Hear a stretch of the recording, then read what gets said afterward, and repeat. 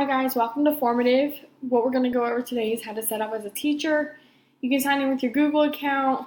I created mine with my Google account as a teacher. You can also sign up as a student. So what we have at the top here are the formatives. I have two formatives here, Earth Science. And you can list your questions here. It's very similar to Kahoot and Edpuzzle, where you can add the questions in, short answers.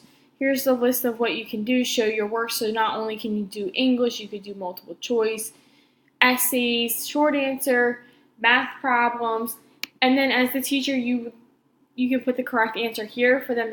They won't see it, only you will. And then also, if you take a look, you can have allow partial match. But as you can see here with the star, that's for the paid program. So those are some of the limitations that you can run into, anything with the star.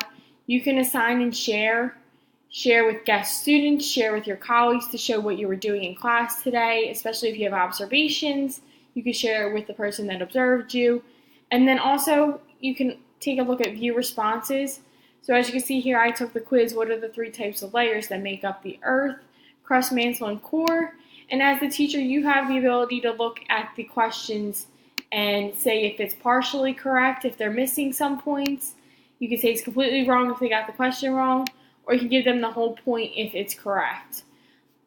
And then also, if you go back here, you can see you can create a new formative, you can create a new folder. So as a new folder, I had Earth Science. You can also put chemistry on there and then hit add folder.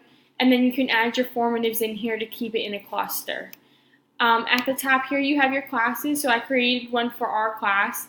And then the students you can add the students in, or you can have them sign in with their Google accounts. Most classrooms do have Google Classroom. And then they'll just enter in this simple class code, and they'll be able to see whatever is in their exact classroom here. And then you have your tracker. So your tracker will pull up all your data from all your students and see where they're missing some of the objectives or the standards that you're trying to meet. And then you have your library. So your library here shows everything that's online, posted publicly. And you can see, you can actually use these formatives in your classroom and just click the add button here. And then you can copy it to your library. So then you have it saved, which is awesome. And then you can also put your listings on here. If you have any further questions, take a look at Formative.